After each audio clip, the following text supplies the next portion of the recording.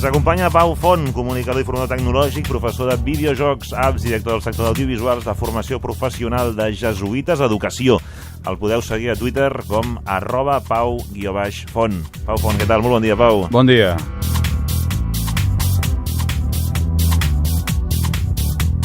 Doncs avui toca parlar de videojocs, més intensament que altres dies. Ja sabeu que a mi m'agraden molt i us ho dono amb comptagotes, però avui n'hem de parlar perquè la setmana que ve, del 12 al 14 de juny, se celebra el E3, que el E3, així a palo seco, diguéssim, no diu massa res. Sembla una aula que fan una xerrada. Però és la conferència més important del món de videojocs, que es fa a Los Angeles. És una barbaritat de fira. Perquè us fa una idea, l'any passat hi van haver 68.000 persones de més de 100 països diferents. És com un mobile, quasi bé com un Mobile World Congress, però de videojocs i a Los Angeles. És la mega presentació on totes les empreses grans de videojocs, les més grans del món, presenten productes diversos. Consoles, videojocs, novetats, aparells i de més. I existeixen desenvolupadors, distribuïdors, representants de la indústria d'entreteniment, inversors, venedors, mitjans de comunicació, moltíssima gent. I des de l'any passat, que no s'havia fet, hi ha públic en general, diguéssim, gamers. No s'havia fet, era una fira només professional, i l'any passat ho van obrir i van vendre 15.000 entrades de gent que no era professional. Per tant, aquest any ho han tornat a fer i sempre... La veritat és que muntar aquest aparador tan gran perquè no t'hi vingui més que professionals a vegades és com llàstima, no? Que pobre, no? Potser. Sí, però... Que pot ser més rendiment. Pobre no, però al final els videojocs són perquè es venguin i els jugui la gent. Llavors, esclar, val la pena que també el comencin a provar, es crea tot uns mites, secrets de què presentaran, de què no presentaran, i això doncs, és el que la indústria aquesta mou, no? Ara, els que no tenim la sort de poder-hi ser presencialment, doncs, evidentment, com no pot ser d'una altra manera, hi ha streaming en directe de les conferències, de les diferents xerrades que hi ha, presentacions, i no és poca cosa. Són presentacions, diguéssim, a lo grande, amb teatres immens, amb espais immensos, on les grans empreses no escatimen i presenten les novetats que vindran, no? Per tant, en fi, és un moment important de l'any pel món dels videojocs. El que passa que aquest any, consoles no en presentaran. En principi no toca. No toca. O sigui, la Play 4, que ja té uns anyets, però encara no ha complert el cicle. Això no és aleatori, diguéssim. Està estudiat, clar, això. Sí, són uns 5-6 anys cada consola. Cada consola que hi ha hagut, la Play 2... No vol dir que desapareixin després, però vaja, que se'n treu una altra, diguéssim, De fet, no està malament d'anys, 5-6 anys. Ja és això, a veure, avui en dia és molt. Vull dir que ara que cada any surten mòbils nous, no? Doncs a nivell de consoles no és tant, no?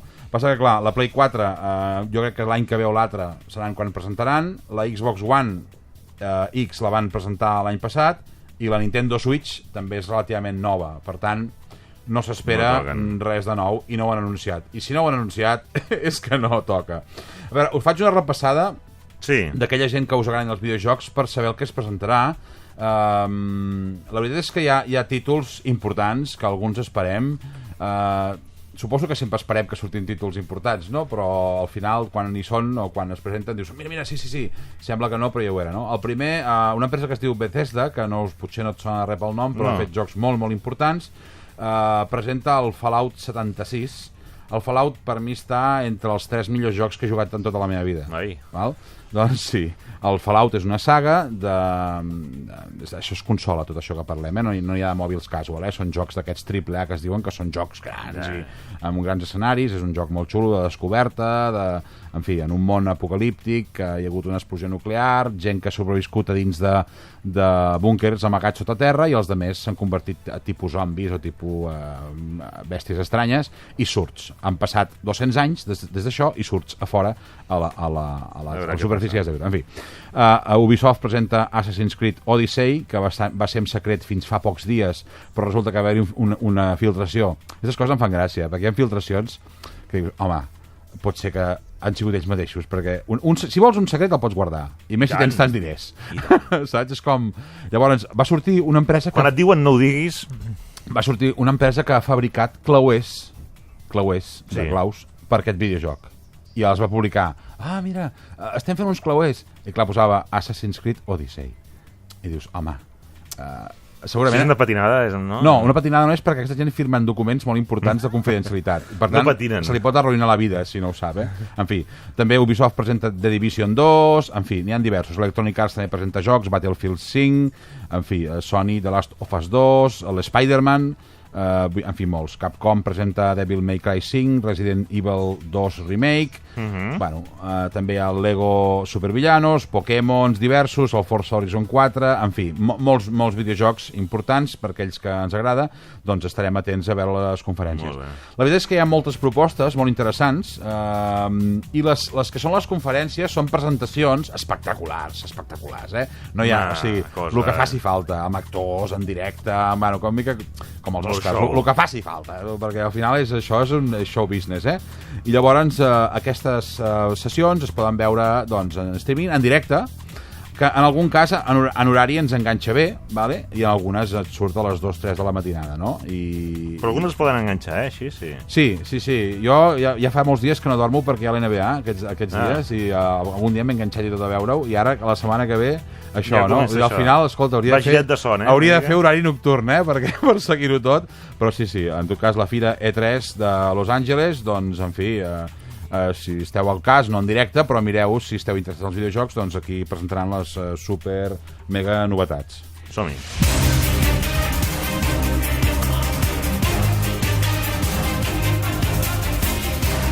Doncs, pels que no us hagueu quedat convençuts, tot això de l'E3, que dius, mira, jo passo del tema aquest, no m'interessa, us porto un joc per vosaltres. Ara, aquí. A veure, els altres també són joc per vosaltres, però... He jugat a jocs del Pau, d'aquests. Has jugat alguna vegada? Sí, és veritat. Històricament m'ho has dit, ostres, vaig provar aquell joc i tal. Bé, i us porto cosetes perquè us distregueu, diguéssim, perquè els que sou casual, diguéssim, aquesta gent que jugueu a la parada d'autobús, o al lavabo, o el que sigui... Al dentista, la perruqueria... Exacte, fes aquelles partides de 5 minuts, només, o 2 partides de 5 minuts, 10 minuts, màxim, més no esteu 3 hores jugant a un videojoc, doncs us en porto un que ja hi ha hagut 10 milions de descàrregues a Android i es diu Baseball Boy. Baseball, com el joc americà aquest de la pilota i el bat, Baseball Boy, noi del béisbol.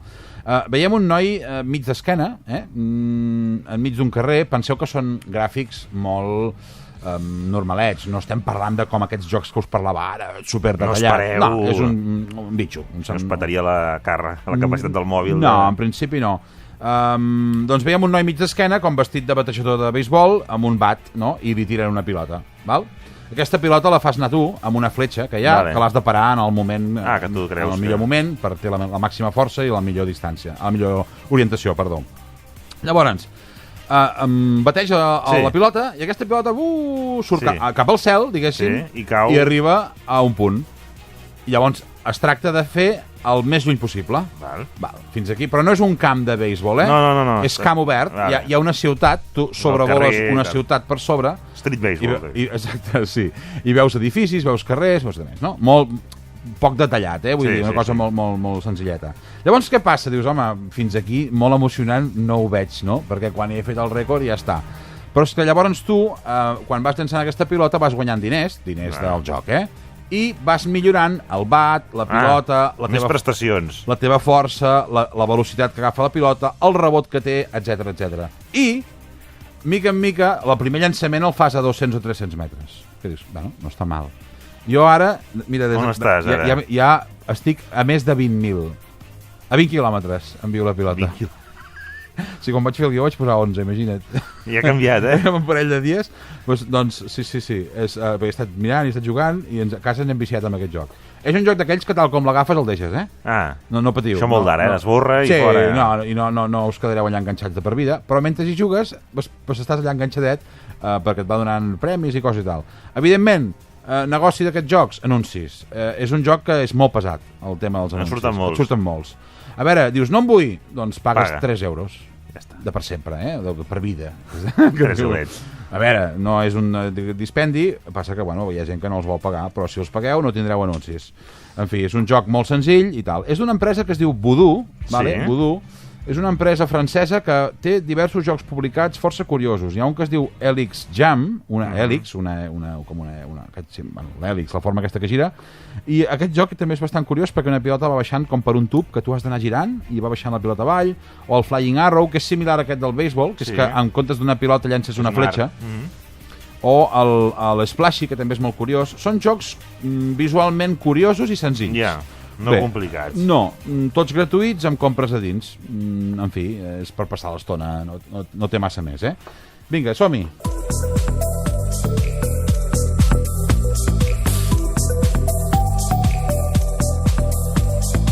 Doncs deixem els videojocs però no les novetats. Avui vinc molt de novetats i d'explicar coses que passen a l'altra banda de l'Atlàntic, perquè és que clar, és que m'ha enganxat la mateixa setmana i a veure, està bé, però com que la setmana que ve no vindré, us explico que passarà a l'E3 de Los Angeles, però és que ara ha passat aquesta setmana que hi ha hagut la mega presentació d'Apple. Home, Apple, sabeu que fan aquelles presentacions que abans feia l'Steve Jobs, no van al mobile, ells ho fan a part. Ells no van al mobile, no. Doncs aquella presentació que feia l'Steve Jobs abans, i ara fa el Tim Cook, que és el CEO, el director d'Apple, no? I són aquelles presentacions que a mi sempre m'ha agradat molt, a part que a mi m'agrada bastant el món Apple i sí, perquè són simples però molt ben fetes. És a dir, no hi ha ni focs artificials, ni grans espectacles, res. Hi ha una pantalla que jo no sé què fa de llarg, però deu fer 30 o 40 metres, és una barbaritat, per 10 o 12 o 15 d'alçada, una pantalla superxula, i un escenari amb una persona vestida normaleta amb un micro. Això és les presentacions d'Apple. I van passant diverses persones i van presentant. És admirable perquè dura quasi 3 hores, Carai. I presenten totes les novetats de tot tipus d'aquesta companyia. Us en dic algunes, perquè no digueu, no, és que clar, no estem al dia, no ens poseu al dia. Sí que us posem al dia, ja veuràs. D'entrada, una cosa que poder no us interessa molt, que és el sistema operatiu, el iOS 12, doncs també el presenten i evidentment té millores, va més ràpid, incorpora diverses coses, però no m'hi vull centrar massa en el sistema operatiu, però sí que em vull centrar una mica més en el nou sistema operatiu dels Mac. O sigui, una cosa és el mòbil i una cosa és el Mac, que si alguns coneixeu, hi havia el Mavericks, el Yosemite, el Sierra, diferents sistemes operatius, com el Windows 10, el 7, diferents models. Sí. Apple sempre ha posat noms als seus sistemes operatius. Antigament eren animals, hi havia el Snow Leopard, el Leopard, el Tiger, el Panther, i ara posa noms de llocs. Yosemite, de fet es diu Yosemite en anglès. Yosemite és un seria Yosemite allà, però no Yosemite, en fi. I ara es dirà Mojave. Que ells no ho diuen així, ja t'ho asseguro. Mojave, que sembla una etapa, o Mojave, no sé què diuen, ho pronuncien diferent. Mojave, que entenc que és algun tipus d'indis o alguna tribu d'allà, sincerament no ho he mirat, mira. Però vaja, i presenten coses interessants amb aquest Mojave, com sempre, amb altres sistemes anteriors. D'entrada han fet una cosa que dius, de veritat, que heu trigat tants anys a pensar-ho, que és un entorn del telèfon fosc, del sistema operatiu fosc. És a dir, Apple sempre es caracteritza molt pel blanc, pel fons blanc, tot clean, que es diu tècnicament. I a vegades hi ha moments del dia que vols una mica de foscor. És com els GPS dels cotxes. Modo nocturno, no? Exacte, un modo nocturno, sí, per explicar-ho millor. Llavors ho han fet i automàticament ho pot canviar, o tu manualment pots dir-li, no, posa'm un nocturno. Llavors, què hem fet? Aquí està la dificultat. Totes les aplicacions, el Mail, el navegador, el Safari, tot això, tot està dissenyat a dos possibilitats. Dos possibilitats, no? Molt interessant. Una altra cosa que en resol, certament, jo sóc molt fan d'Apple, i també d'altres sistemes, però bàsicament perquè pensen molt les coses. La sensació que em dóna a mi és que s'avancen... Està molt pensat. Sí, allò que... Ostres, de dir, clar... Tenen molta gent que pensa i proposa solucions. Jo és les grans coses que li veig. Pensen solucions pels humans. I al final la tecnologia ha de fer això, no? Per exemple, un gran drama que tenim els humans que tenim ordinador. L'escriptori ple d'icones. Sí. D'icones, de programes, d'arxius, sí o no? Que hi hagi més drama que d'altres, Això, si d'ara li nota per la redacció, hi ha alguna situació... Hi ha coses que les poden borrar, també. I si tens 2 pantalles, com jo, tens les dues plenes.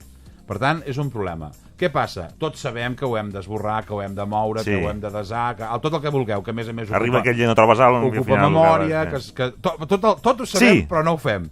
Doncs hem fet un sistema que es diu Full Stacks, que organitza automàticament l'escriptori a un cop de clic, clac, i t'ajunta amb carpetes, per exemple, totes les imatges, tots els Words, et fa per tipologia, o per data, o pel que tu vulguis.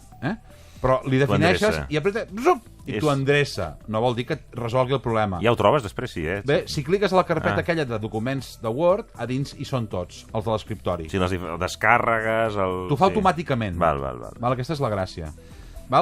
Es diu Full Stacks. En fi, un altre pas que han fet a la gent d'Apple és tot el tema de la realitat augmentada, que ja existeix fa temps, etc. És brutal, Van fer una demo. Si teniu ocasió, mireu, busqueu Apple. És la World Wide Developers Conference. Si no, busqueu Apple presentació, aneu a la web d'Apple i veieu que hi ha un link.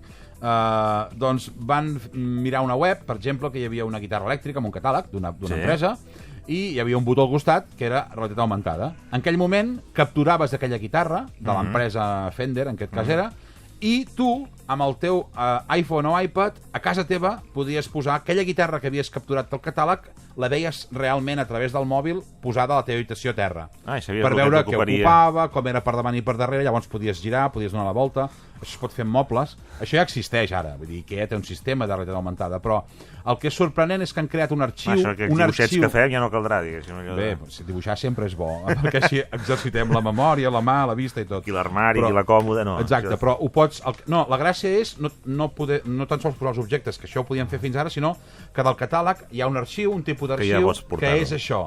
Han creat un nou sistema d'arxiu, Apple, que no existia abans. En fi, han millorat l'aplicació de fotos. Ara pots compartir les fotos en grup, per exemple, cosa que dius, ostres, t'envio les fotos. Fas unes fotos als nens del cap de setmana de no sé què i ho comparteixes amb els teus pares, els teus sogres, la teva dona, no sé què, tal. Però al final, de dir, aquesta foto no pot estar compartida d'entrada amb un usuari que tingui iPhone, doncs es pot fer així, no? Han fet una altra cosa que és el Siri. Saps aquell del Siri que és el de parlar de hola Siri, com estàs, tal? Doncs han fet els shortcuts, que vol dir dreceres, o atajos, diguéssim en castellà, per crear ordres personalitzades. És a dir, si jo li dic, per exemple, no ho sé, li creo una ordre que sigui anar a la ràdio. I aquesta ordre li he definit que sigui, jo què sé, desperta'm, mira'm el trànsit que hi ha, traça'm la ruta, i quan arribi, si tingués aquest poder, encén l'aire condicionat de la ràdio i envia un missatge a la meva dona que ja he arribat. I em deixes un mini de fuet al... Exacte. Totes aquestes ordres les pots configurar abans. Això és el Siri personalitzat. Hi ha una cosa que preocupa molt a Apple, que és l'ús desmesurat del mòbil i les notificacions. I això està molt bé. Ells se n'adonen, igual que tots, que la gent tenim problemes, que estem enganxats, que tal. I, evidentment, és el seu negoci i volen mostrar aquesta cara bonica de que ajudem els humans. Ràpidament, hi ha una funció anomenada Reports, que et dibuixa l'ús que fas del mòbil i de les aplicacions. Per tant, no és perquè no ho sàpigues que estàs 2 hores al WhatsApp cada dia, doncs aquí t'ho diu. I després han creat una aplicació que es diu App Limits, que pots limitar-te a l'ús de les aplicacions. Li dius Instagram, 10 minuts al dia, i et va avisant, te'n queden 5, te'n queden 3, te'n queden 2, en fi. I més coses que han fet, ja us ho explicaré un altre dia. Doncs Pau Font, moltíssimes gràcies. Molt bé, a reveure. Menys d'1 minut, arriben les notícies de les 11, el butlletí horari, i just després reprenem la darrera hora del matí a Ràdio 4. Fins ara.